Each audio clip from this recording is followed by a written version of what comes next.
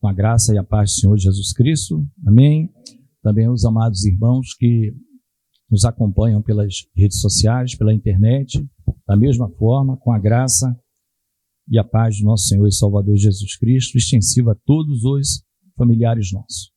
Que a mão do Senhor, as boas mãos do Senhor estejam sobre nossas vidas e das nossas famílias. Eu convido os amados a abrirem a palavra do Senhor esta hora no Evangelho do Senhor Jesus Cristo, segundo João, capítulo 4, a partir do verso 35. Nós vamos ler do 35 ao 42. Eu estou lendo na Almeida Revista Atualizada, então há sempre uma diferençazinha entre versões, Almeida Corrigida Fiel. Eu já falei, esse F de Fiel é ele, a editora que coloca Sociedade Bíblica Trinitariana. Coloca fiel, né? Aí passa a impressão de que ela é necessariamente melhor que outras versões. João 4, o Evangelho, 35 ao 42. Podemos ler? Diz assim a palavra do Senhor. Não dizeis vós que ainda há 4 meses até a ceifa? Eu, porém, vos digo, erguei os olhos e vede os campos, pois já branquejam para a ceifa. O ceifeiro recebe desde já a recompensa e entesoura o seu fruto para a vida eterna. E dessarte se alegram tanto o semeador como o ceifeiro. Pois, no caso, é verdadeiro o ditado, um é o semeador e outro é o ceifeiro. Eu vos enviei para ceifar o que não semeastes. Outros trabalharam e vós entrastes no seu trabalho. Muitos samaritanos daquela cidade creram nele em virtude do testemunho da mulher que anunciara. Ele me disse tudo quanto tenho feito. Vindo, pois, os samaritanos ter com Jesus, pediam-lhe que permanecesse com eles, e ficou ali 2 dias. Muitos outros creram nele por causa da sua palavra, e diziam à mulher, já agora não é pelo que disseste que nós cremos, mas porque nós mesmos temos ouvido e sabemos que este é verdadeiramente o Salvador do mundo. Louvado seja o nome do Senhor. Senhor, dá a tua bênção, teu Espírito Santo nos conceda toda a assistência, fala aos nossos corações, pois só tu conheces, ó Deus, a necessidade de cada coração aqui presente, ó Deus, a começar pelo meu, que o Senhor esteja, ó Deus, falando conosco, pela tua santa palavra. Ser gracioso, ser misericordioso. Oramos em nome de Jesus, teu Filho amado. Amém. Podemos sentar, queridos. Esse é um final, não é uma parte final esse trecho que nós lemos, daquele encontro do Senhor com uma mulher samaritana, numa cidade chamada Sicar, tá? Onde havia ali o poço chamado Poço de Jacó. Mas a pregação não é exatamente sobre a questão ali da mulher samaritana, do Senhor Jesus ali, né, se revelando para aquela mulher, uma sequência de perguntas, respostas, ela também faz perguntas, ele dá respostas. A pergunta é, o que nós vamos trabalhar hoje na mensagem é sobre o nosso trabalho na condição de igreja e da experiência pessoal que cada amado irmão tem que ter com o Senhor. A necessidade pessoal, porque ele é um Salvador pessoal. No dia, queridos, de um tribunal, ninguém vai poder, vamos dizer assim, falar com Jesus tentando atenuar as minhas falhas. Senhor Cristo. quebra o galho aí e tal. Nem, por sua vez, também poderá acrescer ou agravar a situação. Porque o Senhor, ele é justo. O justo juiz. E isto é bom porque nos dá paz. Não é? Isso nos dá paz. Quando os discípulos do Senhor, que foram fazer compras de comidas naquela região, voltaram, o Senhor fala para eles que tinha uma comida diferente. E a comida do Senhor era fazer, né, a vontade do Pai, ou seja, aquele que o enviou. Era realizar a obra que o Pai, ele satisfazia naquilo.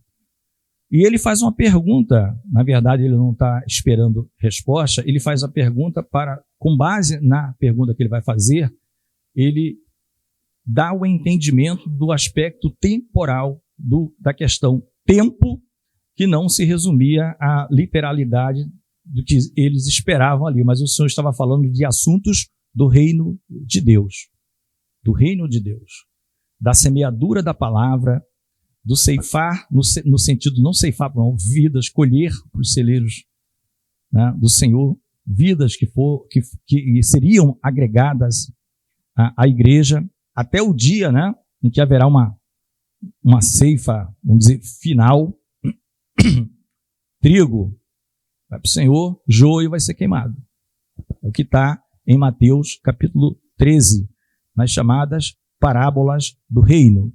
7 parábolas do reino são contadas ali em Mateus 13. E ele diz, olha, vocês não dizem que ainda faltam 4 meses até a ceifa? Porque eles diziam em relação às plantações. Eu, porém, vos digo, erguei os olhos e vede os campos, pois já branquejam para a ceifa, né? Como se eu estivesse olhando, dizendo, olha, é para semear a palavra e começar a ceifar. Vidas trazendo para o nosso reino. Aqueles que aceitam, né? Conforme o louvor fez essa distinção, porque só tem 2 grupos para Jesus, não é isso? O louvor faz essa distinção. Os que vão ser laureados, os que receberão galardões e os que estarão de fora. Foi trazido aqui. E para, vamos dizer assim, dizer para a igreja também, né, com louvor, que está terminando o tempo. Né? Até porque nós temos as nossas vidas limitadas em termos de tempo. Então nós, como crentes, diz lá o Salmo 90, oração de Moisés, varão de Deus, que a nossa vida é de 70 anos e alguns, pela sua robustez, chegam a 80, mas o melhor deles é canseira e enfado. Né? Hoje tem aumentado um pouco com as medicações, mas isso não tem mudado tanto a qualidade de vida. Né? A pessoa vive mais, mas com uma qualidade de vida ruim. Por tudo que ocorre ao nosso redor, noticiários, nos abate, nos oprime esses noticiários. Não é isso? São notícias, é guerra, morte, mentiras e a questão de saúde. Então o Senhor estava dizendo para ele, olha, essa ceifa que vocês estão pensando aí de plantação, eu já estou dizendo para você, olhai para frente, porque já está pronta. E ele estava falando, amados, sobre uma região chamada Samaria. É isso que também nós precisamos entender. Né? Lembrem-se que os judeus não falavam com os samaritanos e vice-versa. Né? E dentro do grande mapa, eu sempre falo para os irmãos, eu recordo, o grande mapa de Israel, na época do Senhor Jesus, existiam outras pequenas regiões, mas as 3 grandes regiões se destacam. Quais eram? Do norte para o sul. Galileia, Samaria e Judeia. Amém? Galileia, lá no norte. Samaria no meio, sanduíche. E Judeia no sul. Por isso que vocês vão ver na Bíblia, muitas vezes lá no Antigo Testamento, desde Dan até Berseba. Que Dan era lá para o norte e Berseba lá no sul de Judá. E Samaria está no meio. Então, o judeu, vocês já sabem, mas a gente sempre fala, eles evitavam os samaritanos de qualquer jeito. Quando eles tinham que sair da Judéia para a Galiléia, eles iam margeando o Rio Jordão, só para não passar por dentro da Judéia, da Samaria, mesmo que o caminho fosse maior, mesmo que levasse mais horas. Mas eu não quero cruzar com o samaritano, porque o samaritano era tido como um povo mestiço, no sentido de misturado. Eram as tribos do norte, quando o reino foi dividido depois do rei Salomão. Né? Ficou Roboão no sul, que era filho de Salomão, com Judá e Benjamim. Então, esses eram os judeus. E as outras 10 tribos foram para o reino chamado do norte, para essa região de Samaria. A capital inicialmente era Siquém, depois foi para Samaria. Era tudo perto, Siquém e Samaria. Esse povo, todos dois foram para o cativeiro, né? Os judeus para a Babilônia, mas voltaram. Os do norte se misturaram lá com os assírios. Os assírios. Então eles tinham essa questão de eles serem um povo misturado. Um povo que se misturou com os assírios, casamentos estranhos, além dos cultos. Porque quando eles vão para a Síria, a coisa era muito dura. Os assírios eram duros, amados. Os assírios eram cruéis. Todas essas barbaridades de crime que vocês veem recentemente, só não tinha micro-ondas na época, né? Mas outro tipo de morte, abrir barriga de mulher grávida, as coisas, os assírios faziam tudo isso, né? Por isso, Jonas, ele não quis ir para lá, mas de jeito nenhum, para Nínive, capital da Síria. Lembra que o Jonas não queria, não é isso? Senhor, estou esperando socorro na minha terra. Eu estou esperando socorro aqui em Israel, né? Queridos, e Jesus, ele quebra todos esses padrões, limites, e vai falar, além de falar com um samaritano, ele fala com uma mulher samaritana, que já era também algo que tinha todo um regramento, inclusive entre os judeus, para um homem falar com a mulher. Inclusive entre os judeus, judeu com judeu. Então ele vai falar com a samaritana. Então ele termina esse processo e vai para essa terra. E mais, uma coisa que é importante lembrar, que os judeus não tinham ódio dos samaritanos só por causa da mistura. Vocês lembram no tempo do Neemias? Lembram lá do Neemias? O que é que o Neemias fazia? Foi reconstruir, né, muros, templo, aquela coisa toda. Tá tudo queimado. Tudo queimado. Surgiram 3 elementos lá que se opunham a todo o trabalho. Desses 3, dois, segundo a maioria dos estudiosos, eram inicialmente israelitas, mas se misturaram. Só tinha um que não era mesmo, era o tal do Gesem, o arábio. Mas tinha os outros 2, Tobias e Sambalate. Era Gesem, Tobias e Sambalate. O que é que eles fizeram? Eles se opunham. Eles mandaram carta, olha, os judeus estão reconstruindo, isso é ruim para a gente, aquela coisa toda. Então, isso aí não esqueceram. Eles não esqueceram. Eles não esqueceram. Então, Tobias e Sambalate foram prejudicar o trabalho da reconstrução, tanto do templo quanto dos muros, na época de Neemias e Esdras, tá? Então, esse ódio era grande. Isso era um povo que não tem nada a ver com Deus, né? E o Senhor fala, então,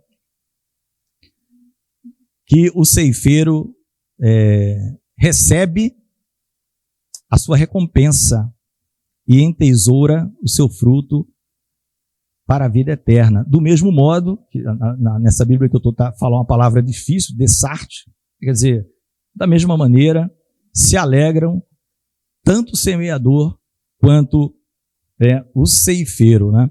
O Senhor já estava prevendo e profetizando que Samaria seria evangelizada. Se a gente for lá em Atos 8, de 4 a 8, Atos 8, de 4 a 8, diz assim, né? Essa Bíblia tem umas palavras difíceis. Entre mentes, quer dizer, nesse período, por esse tempo, os que foram dispersos de Jerusalém, porque o que tinha acontecido? A morte de Estevão, apedrejado. E a palavra diz que naquele dia se levantou grande perseguição contra a igreja de Jerusalém. O método usado pelo Senhor Jesus. O Senhor Jesus, em Atos capítulo 1, o que é que ele diz lá em Atos capítulo 1, que Lucas relata? Vocês vão pregar em Jerusalém, na Judéia, em Samaria e até os confins da terra. Já tinha acontecido o Pentecostes, descido do Espírito Santo, e eles não saíam de Jerusalém. Eles não saíam de Jerusalém para ir para Samaria. Aí o que é que o Senhor faz? Uma perseguiçãozinha para o povo se movimentar, né? Uma perseguiçãozinha para ver se o povo se lembra que eu mandei pregar em Samaria. A semente foi plantada. Quando eu estava com eles, a semente foi plantada. Por que é que eles estão parados aqui? Eu mandei até os confins da terra. Eles não saem de Jerusalém? Perseguiçãozinha. Só. Morte de Estevão e um monte de gente lá, preso, arrastado. Saulo espumando, né? Ódio ali, como fariseu, um bom fariseu. E aí foram dispersos. E Filipe, o diácono, desceu à cidade de Samaria e anunciava-lhes a Cristo. E as multidões atendiam unânimes às coisas que Filipe dizia, ouvindo-as e vendo os sinais que ele operava. Pois os espíritos imundos de muitos possessos saíam gritando em alta voz, e muitos paralíticos e coxos foram curados. E houve grande alegria naquele dia. Né? Naquele dia. É que na Bíblia, que eu estou, o Russell Shedd faz um comentário, ele fala assim, a ótima preparação dos samaritanos foi feita por Cristo. Cristo deu uma semeada, e agora eles não eram totalmente, porque Cristo se revelou para eles. Né? A mulher foi a primeira ali. Entendeu que ele era o Messias, o prometido, o ungido de Deus, o Salvador do mundo. Né? Então, lá no capítulo 1 do livro de Atos, está dito isso, a ordem do Senhor foi para que, claramente, no versículo 8, vocês vão receber o poder do Espírito Santo, vocês vão ser minhas testemunhas, vocês vão testemunhar de mim. Jerusalém, toda a Judéia, Samaria, até os confins da terra.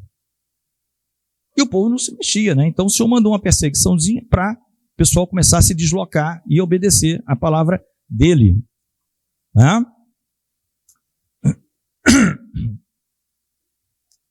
Então o Senhor disse, amados, que eles deveriam ser testemunhas em Samaria. Então nós como igreja, a gente não pode olhar com essa visão que eu falo para vocês. Os olhos nossos biológicos enganam muito.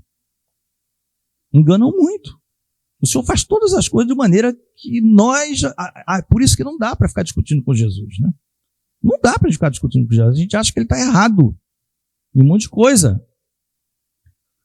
Né? Não tem lá o Filipe também e o eunuco da Etiópia? Aquele lugar que ele foi, lugar deserto, amados. Era um lugar deserto. Mas a palavra diz que o anjo falou com ele, vai lá. Encontrou lá o eunuco, superintendente mor dos tesouros da rainha Candace, da Etiópia. Ele só obedeceu. Quando a gente obedece aquilo que o Senhor está falando, né, porque a primeira coisa é colocar o questionamento. Senhor, ali é um lugar deserto, não tem nada. Mas o Senhor não mandou ir para lá? Pode ir. Pode ir. Senhor, a gente não fala com o samaritano. Eu, o Senhor, falei, como é que vocês não vão falar com o samaritano? Não, mas eles não prestam. Não, é isso, por isso mesmo que eu vim. Eu só vim porque tem um monte de gente que não presta. É para salvar esse pessoal da morte, do inferno, que eu vim. Eu fui enviado para isso. A minha comida é essa, fazer a vontade daquele que me enviou, do meu Pai. E ele diz, mais uma vez, a gente sempre vê, amado, há uma recompensa, mas é pela fé. O pessoal quer receber recompensa aqui, a famosa teologia da prosperidade. Eu fui fiel, O Senhor me deu 5 carros, eu fui fiel, agora eu estou com 3 imóveis. Isso é teologia da prosperidade, isso é o homem que coloca o seu talento aqui neste mundo, né? Na terra. A palavra diz que há recompensa e entesoura o ceifeiro o seu fruto para a vida eterna. Tem alguma coisa melhor do que vida eterna para quem está nesse trabalho como o nosso? Não tem, amados. Vida eterna, não é vida biológica. Não é o bios, é o zoe. O zoé, depende lá do como se pronuncia o grego.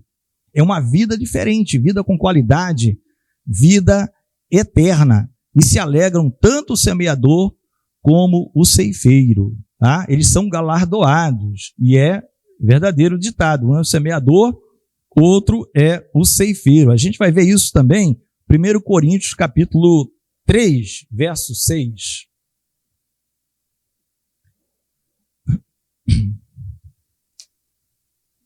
Observem que tudo parte de uma visão celestial de Cristo. A gente não está vendo isso.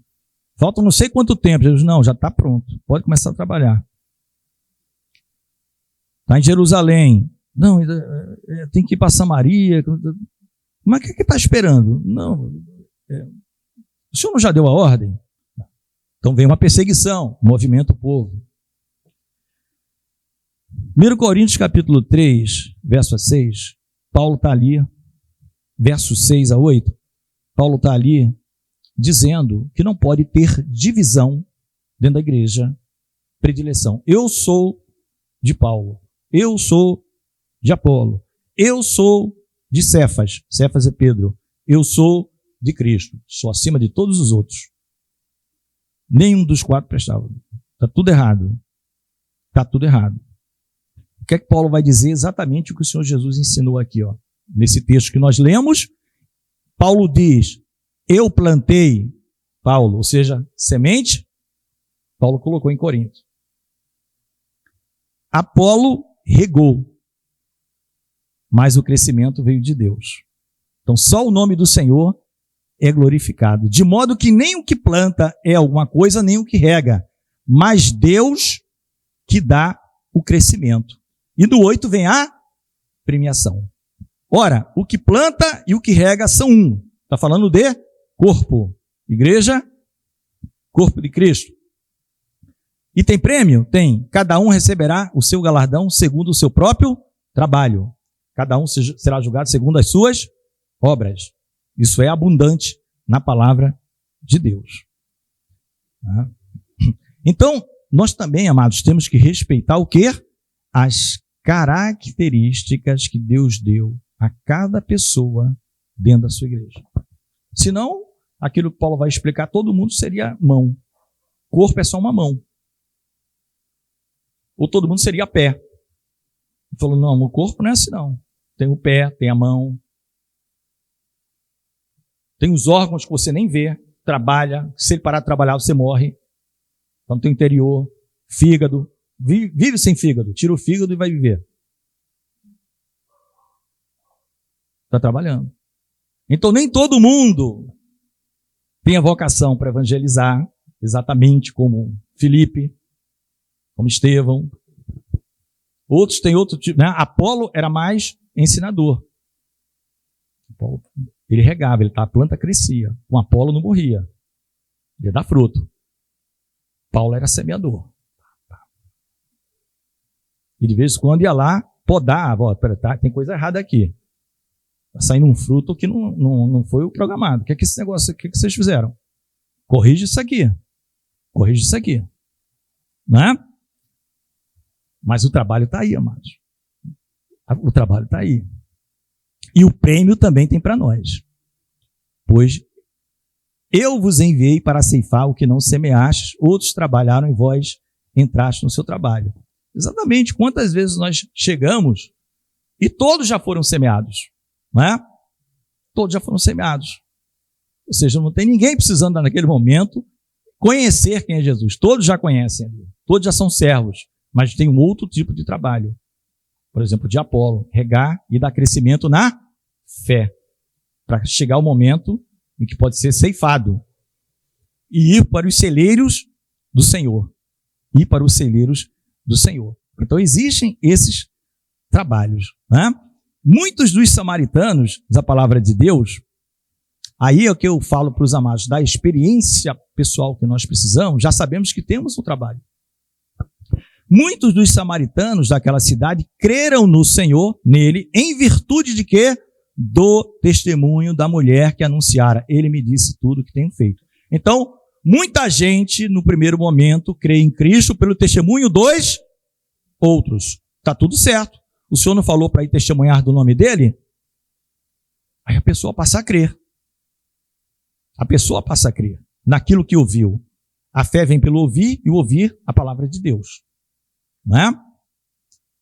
Romanos capítulo 10. Né? Está lá. Mas, vindo, pois, os samaritanos ter com Jesus, pediram-lhe que permanecesse com eles e ficou ali 2 dias.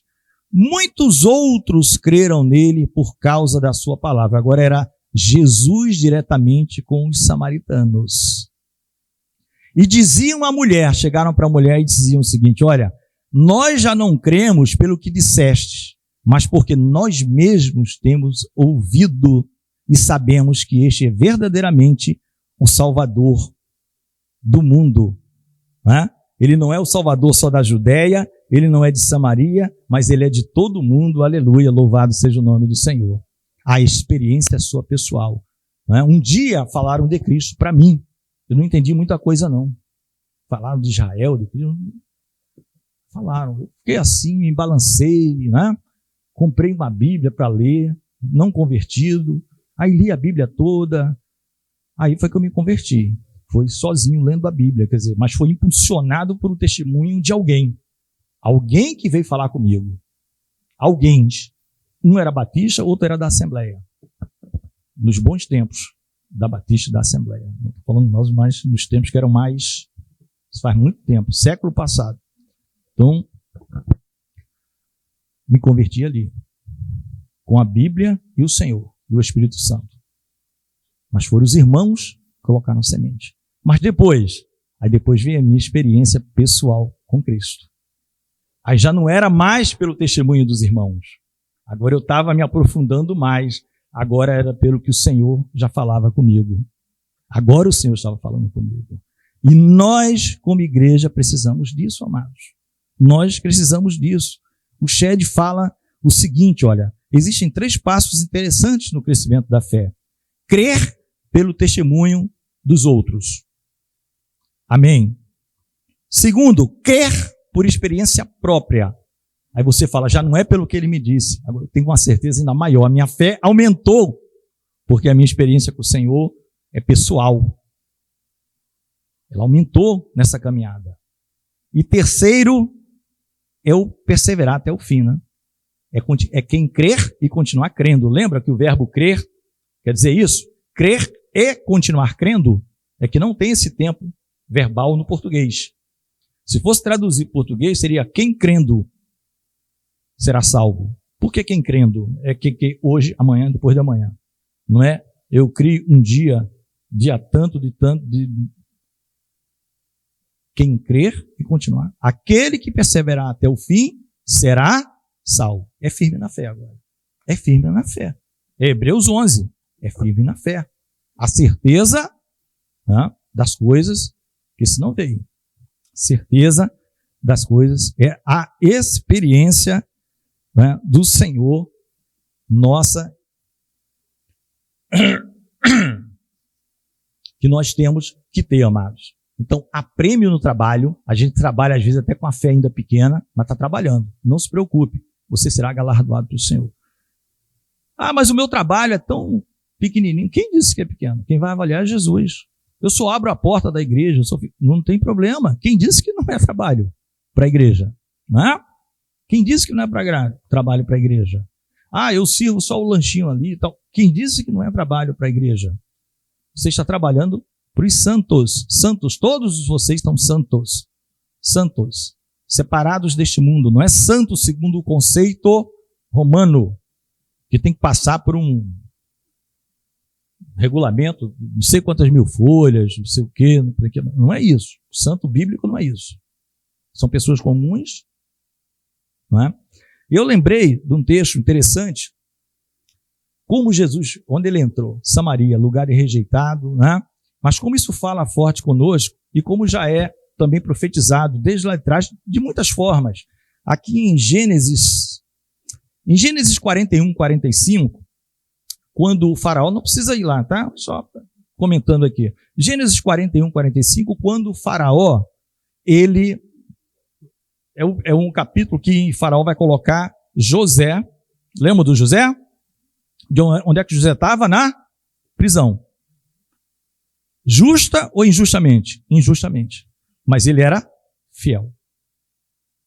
Fiel ao Senhor. O que se vinha pela frente não tinha solução. A coisa era feia. A morte se aproximando. O que é que o faraó faz? Esse homem, ninguém é mais sábio do que ele. Ele vai governar o Egito. Ele vai governar o Egito. Aquele que era desprezado estava na cadeia. E mudou o nome dele para Zafenat-Paneia, que é hebraico, tá? Quando ele mudou o nome, ele mudou para o nome egípcio. Só que os arqueólogos tentam achar qual era o nome egípcio que equivale a Zafenat-Paneia. Mas Zafenat-Paneia, ela quer dizer uma série de coisas. Do tipo, ele vive, ele dá vida, ele que sustenta. O que é que os teólogos todos, de uma forma geral, falam? Ele foi o salvador do mundo. Zafenat-Paneia, ao final e ao cabo, era o salvador. Porque o que se aproximava era uma grande fome, era a morte. E em terra estranha, no Egito, e chegou o homem ali, que ninguém dava nada, da cadeia e passou a governar. Jesus até aqui está apontando para o próprio Jesus, o desprezado, mas é aquele que é o salvador do mundo. Exatamente a conclusão. Verdadeiramente, samaritano falar isso não era fácil, hein? Verdadeiramente, ele é o salvador do mundo. Do mundo. Ficou claro e entendido que Jesus Cristo é o salvador do mundo. E já não era mais pela fé contada por terceiros. Louvado seja o nome do Senhor. Mas era por experiência própria. Nós mesmos ouvimos os ensinos dele. E um dia, como o Senhor disse, os apóstolos, os discípulos e outros seguidores iriam ceifar naquilo que eles nem trabalharam. Já tinha sido plantado. Nós vimos lá o Filipe colhendo frutos, mas já tinha sido plantado. Samaria não era leiga, assim, ao todo. Não era leiga ao todo. E para a gente terminar, como esse Senhor nosso é maravilhoso, né? Os irmãos lembram também, não precisa ir lá em Lucas 10, de 25 a 37, é o bom semeador, né? O bom samaritano, melhor dizendo, perdão. O bom samaritano. Né? Todo mundo lembra dessa passagem, Lucas 10, né? Porque o intérprete da lei, chegando para Jesus, aquela coisa toda, mas é tudo respondendo direitinho, ele falou, não, mas quem é meu próximo, né? E ele coloca lá a situação de um sacerdote passando casualmente, um levita passando casualmente. Mas tinha um samaritano, esse não estava passando casualmente, ele desviou sua rota, porque havia um homem, e aí a Bíblia, dependendo da sua versão, usa semi-morto, meio morto, o que quer dizer o seguinte, mais alguns minutos aquele homem morreria, porque ele foi atacado por salteadores e descia de Jerusalém para Jericó e estava quase morrendo. Quem que salvou aquele homem? O samaritano, o desprezado pelos judeus. Era tão desprezado que na hora que Jesus pergunta para aquele que o intérprete da lei, quem que você acha que foi o próximo? Ele responde, o samaritano? Aquele que usou de misericórdia, Senhor.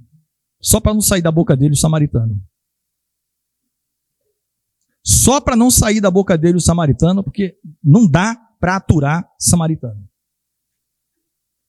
Mas foi o samaritano, amados, que te levou para a hospedaria e que disse, ó, a conta é minha, eu pago. Eu pago. Está curado. Azeite e vinho nas suas feridas. Antibiótico natural. Está curado, é meu, está na minha conta. O religioso Está nem aí, amado, passando casualmente. Com sua roupa, com sua estola sacerdotal, filactérios, bonitão, mas saber da vida dos outros, ajudar o irmão, não. Aí Jesus pergunta, quem que usou de misericórdia? Quem é o próximo? Aliás, quem era o próximo? Era para ele dizer o samaritano, porque Jesus falou samaritano. Mas ele não fala, por orgulho, desprezaram e disseram, aquele que usou de misericórdia. Tá bom. Tá bom. Meus amados, a palavra para nós nessa manhã é esta. A seara já está branca. A gente não sabe o tempo, a gente fica achando, não, já vem rápido, agora é só a gente se reunir, porque Jesus volta amanhã. Não sabemos, amado. Ah, ninguém mais vai se converter, não tem problema, e se converter daqui a 10 anos, fecha no céu. A palavra diz assim, fecha no céu, quando um pecador se arrepende. Né? E aqui, por curiosidade, tá, amados? Esses 2 dias, alguns falam assim, para Deus, um dia é como 1000 anos, e 1000 anos como um dia, né? Aí muitos falam, olha, já se passaram 2000 anos. Será que a volta dele, né? Porque Jesus ressuscitou e ele ressuscitou no finalzinho do dia ou logo no comecinho? No comecinho, ao amanhecer. Ninguém sabe dia nem hora, amados. Mas os inimigos de Deus, pense isso, nós falamos sobre amigos e inimigos aqui, não foi isso? Por que existe aí a Agenda 2030? Faz as contas. Jesus nasceu quando? 4 antes de Cristo. Viveu 33. Mais 2000 anos dá 2030. Vamos mudar o mundo. Quanto mais gente a gente levar para o inferno, melhor. É o pessoal já definido que é inimigo de Deus. Só que eles estão completamente errados, porque dia e hora ninguém sabe. Então não caia nesse negócio não. É 2030, o quê? Foge, não sei para onde. Amado, confia no Senhor. Eu só falei por curiosidade, eu não estou dizendo que eu concordo com isso ou que seja isso, tá? Eu só falei que não é por acaso que existe um tal de Agenda 2030 mundial. É porque eles sabem. Só que eles querem estar no Apocalipse. Eles querem fazer guerra contra o céu. É o mesmo pensamento de Nimrod. É o mesmo pensamento de Nimrod. É o mesmo pensamento. Vamos subir até o céu. É o mesmo pensamento, amado. Eles acham que conseguem, porque o pai da mentira, a quem eles servem, está dizendo que pode sim. Que ele não foi derrotado e ele é vencedor. Isso para os perversos e ímpios. Nós não caímos nisso. Nós vamos trabalhar o tempo que der. 2050, dando 3.000, ano 4.000, não interessa. O dia que o senhor voltar, o senhor voltou. O que ele está dizendo para a gente não é a sua avaliação, é a minha. Pode começar a trabalhar aí os campos. Bom, estou vendo terra, vai lá. É em Gaza, inclusive, né? Coincidiu o caso do Filipe e o Eunuco. Estrada lá de Gaza. Vai lá, tem gente. Nessa hora, meus amados, Jesus está se revelando para um monte de iraniano, iraquiano, muçulmano, africano, em guerra. O Senhor está se revelando para esses homens. Homens que já entregaram a vida a Jesus e que estão tendo experiências próprias com o Senhor até a morte. Serão fiéis até a morte e receberão a coroa da vida. A gente está aqui no muito bom, no muito fácil. Mas vai ser lá. De fontes oficiais, né? A gente vê isso de fontes oficiais, de portas abertas, trabalho que tem sido feito ali no Oriente Médio, igrejas dentro do que a gente jamais imaginaria, que dentro de Irã, de Iraque, ia ter crente. No Níger, na Nigéria, que a perseguição é grande, as aldeias. As aldeias, e não é só, não estou falando aqui, protestante, missão, não, você falou que é cristão, acabou. Pode ser católico, você falou que some, então todo mundo está tendo um êxodo, não é? Quem sabe essas mudanças Deus não está fazendo como fez para o pessoal ir lá para Samaria, né? Outras regiões vão ser alcançadas, né? Porque para nós morrer é lucro, é lucro. Amém? Vamos estar de pé, queridos, vamos estar de pé. O campo está aí. Há prêmio para o semeador, há prêmio para o ceifeiro. há prêmio para o porteiro, há prêmio para o que lê, há prêmio para o que ouve, há prêmio para o que ama. Amar, aliás, é uma dívida que não cessa. A ninguém devais nada, exceto o amor. Então, vamos estar sempre devendo. E que bom, né?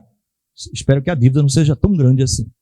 O cara nunca amou ninguém. Ama, rapaz, pelo amor de Deus, faz alguma coisa em favor do seu próximo. A ninguém devais nada, exceto o amor. Essa você nunca vai dizer, concluir a quantidade de amor que eu tinha que dar ao próximo. Não, você está sempre em dívida. E que bom, né? E o Senhor nos mostrou da necessidade de não nos acomodarmos, mas querer ter esse contato pessoal com o Senhor. A sua particularidade com Deus. A sua particularidade com Deus. E haverá o dia, né, amados? Parábola do trigo e do joio, né? O Senhor vai explicar, ele explica depois aquilo ali, que os anjos são os ceifeiros, vai separar o trigo para o celeiro do Senhor, o joio, porém, será separado para queimar. Vamos orar? Senhor Deus e Pai, nós glorificamos, nós bendizemos o Teu santo nome, Senhor, pela oportunidade que o Senhor nos tem concedido de estarmos aqui reunidos, ó Deus, em torno do Teu santo nome, ó Deus, ouvindo a Tua palavra, aprendendo de Ti, proclamando, Senhor, o Teu evangelho, ó Deus, recebendo de Ti a Tua graça, as Tuas infinitas misericórdias, porque elas são a causa de nós não sermos consumidos, elas são novas a cada manhã. A alegria do Senhor é a nossa força. Ó Deus, se estamos de pé, Senhor, se conseguimos fazer alguma coisa, é porque o Senhor nos tem concedido graça para tal. Porque sem o Senhor nada podemos fazer, ó Deus. Que Tu sejas com cada um de nós. Que o Senhor continue a nos abençoar neste domingo, estendendo esta bênção aos nossos familiares. Sejam eles convertidos a Ti ou não, Senhor. Que o Senhor tenha misericórdia, que possamos trabalhar, que possamos dar o bom testemunho, Senhor. Ó Deus, como filhos amados por Ti, que um dia fomos resgatados, ó Deus, das trevas, onde não havia luz, onde nada sabíamos, ó Deus, só sabíamos pecar, entregamos o nosso pecado para Ti, Tu morrestes no nosso lugar, pagaste a nossa dívida, ó Deus. Sê conosco, Senhor. E em Teu nome, nesta hora, nós dizemos que a graça maravilhosa do nosso Senhor e Salvador Jesus Cristo, o amor de Deus, o nosso Pai, e as doces consolações, ó Deus, e comunhão do Santo Espírito de Deus, seja sobre todo o povo de Deus aqui reunido e sobre todo o povo de Deus espalhado sobre a face da terra. E a igreja diz: amém. Amém, amados, a paz do Senhor Jesus. Bom domingo a todos.